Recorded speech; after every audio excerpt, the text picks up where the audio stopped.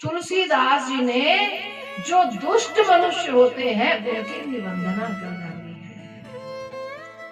मिलत एक दारुण दुख देहि, बिछुरत एक प्राण हर लेहि। वो कहते हैं दुनिया में दो तरह के मनुष्य पाए जाते हैं। एक तो ऐसा कि जो मिले तो समझो कोई मुसीबत लाया। ये कौन है? ये खल मंडली, ये दुष्ट जन है। मिलेंगे तो दुख ही दे करके जाएंगे, सुख नहीं मिलने का।